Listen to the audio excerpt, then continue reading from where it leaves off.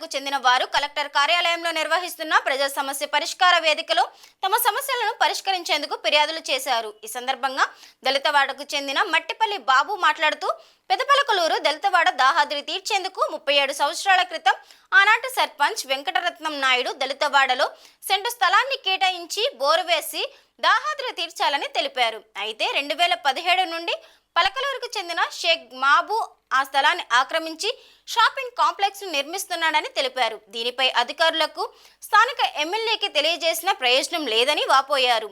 MLA పట్టించుకోపోగా ఈ విషయంపై మాట్లాడుతున్న వారిని కేసుల ద్వారా భయపడుతున్నారని ఆరోపించారు.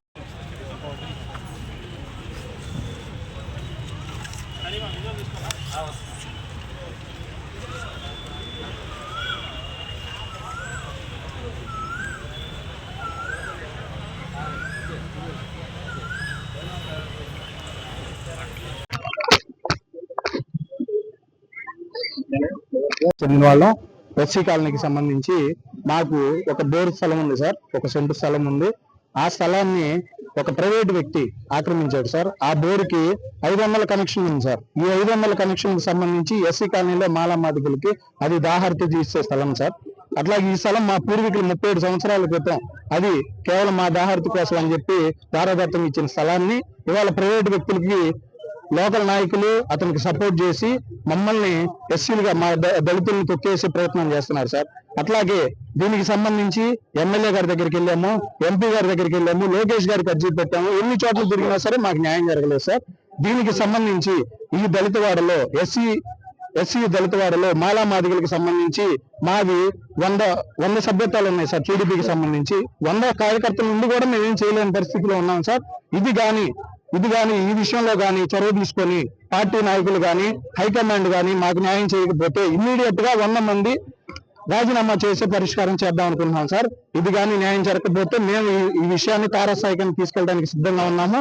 మాకు కానీ ఆ బోర్ స్థలం కానీ మాకు లేకపోతే ఫ్యూచర్ లో ఈ 500 కనెక్షన్ కు సంబంధించి మా దళితవాడలో తాగడానికి నీళ్లు కూడా ఉండలేని పరిస్థితి సార్. ఇప్పుడు ఈ షేక్ మాబు అనే అతను ప్రైవేట్ వ్యక్తికి లోకల్ నాయకులు అతనికి సపోర్ట్ చేసి మమ్మల్ని ఈ విధంగా తొక్కేసి ఇచ్చేస్తున్నారు సార్. పైగా అతను పేదవాడిగా చిత్రీకరించుకొని ఎమ్మెల్యే దగ్గర కానీ ఎంపీ దగ్గర కానీ అందరి దగ్గర అతను పేదవాడిగా చిత్రీకరించుకొని ఇచ్చేస్తున్నాడు సార్. అట్లాగే ఇప్పుడు అతను పేదవాడైతే ఇదే నాయకులు సపోర్ట్ చేసిన నాయకులు అతను పేదవాడైతే అతను ఉండడానికి ఇల్లు కట్టుకోవాల్సింది పోయి కమర్షియల్ కాంప్లెక్స్ కడుతున్నాడు సార్. కమర్షియల్ కాంప్లెక్స్ 2 షాపులు కడుతున్నాడు సార్. అతను 2 షాపులు కడుతున్నాడు సార్. ఇప్పుడు రేపన్న రోజు మాకు ఆ నీళ్లు అనేవి లేకపోతే ఈ దళితవాడికి సంబంధించి మేము ఆ నీళ్ల కోసం దాహార్తి తీర్చుకోవడానికి ఇప్పటికే మాకు ట్యాప్ కనెక్షన్లు ఇవ్వలేదు సార్. ఊరు మొత్తానికి ట్యాప్ కనెక్షన్లు వచ్చినాయి. ఈ మా మున్సిపాలిటీకి సంబంధించి పెద్దపల్లకలూరులో ఈ ట్యాప్ కనెక్షన్లు వచ్చినా కూడాను మాకు ఇంతవరకు ట్యాప్ కనెక్షన్లు ఇవ్వలేదు. దళితవాడికి ఊరు మొత్తం వచ్చినాయి సార్. దీనికి సంబంధించి మాకున్న ఒక్క బోర్ అయిన సరే మాకు ఉంచుతారని చెప్పేసి మేము కోరుకుంటున్నాం సార్.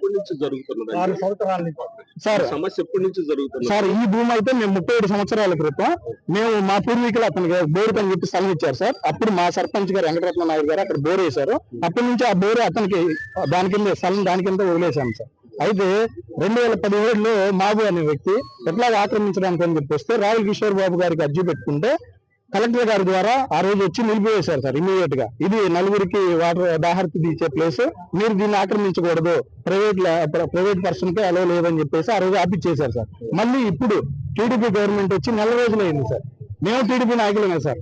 4 రోజులు అయింది సార్. 4 రోజులు అయ్యి కూడా విత్ ఇన్ జూన్ 4వ తారీఖు రిజల్ట్ వచ్చింది సార్. జూలై 5వ తారీఖు అతను మళ్ళీ ఆక్రమించి కట్టడానికి ట్రై చేశాడు సార్. దీనికి సంబంధించి అప్పుడు మేము పడేసి లోకల్ నాయకుల దగ్గరికి వెళ్ళినా ఎవరు మాకు న్యాయం చేయలేదు సార్. కోర్టుకు వెళ్ళలేదు సార్. మేము ముందు ఇంట గెలిచి రచ్చగెళ్తామన్నారు కదా సార్. అట్లాగే మేము ఇంట గెలుతాం అనుకుని మా ఎమ్మెల్యే గారు అతను కూడా దళితుడే కదా ఏమన్నా మాకు న్యాయం చేస్తాడేమో అని మేము అతను నిర్ణయించుకోవడానికి వెళ్ళాము సార్. అతను మరి అక్కడ ఎవరు చెప్తే వింటున్నారు మాకే తెలియదు కానీ మమ్మల్ని స్టేషన్ కి ఒక 10-12 సార్లు పిలిపించారు సార్. స్టేషన్ కి పిలిపించి ఎవరైతే దీనికి ప్రోద్బలం ఇచ్చి ఎవరైతే దీనికి ముందు మాట్లాడి నడిపిస్తున్నాడు పెద్ద నాయకులుగా ఉన్న వాళ్ళని భయానికి గురి చేసి వాళ్ళని ఆపిచ్చేస్తే దీనికి ఎవడో అడ్డం రాకుండా ఉంటాడు, దీనికి ఎవడో చేయకుండా ఉంటాడు అని చెప్పేసి మా మీద ఈ విధంగా దౌర్జన్యం చేస్తా ఉన్నారు సార్. అది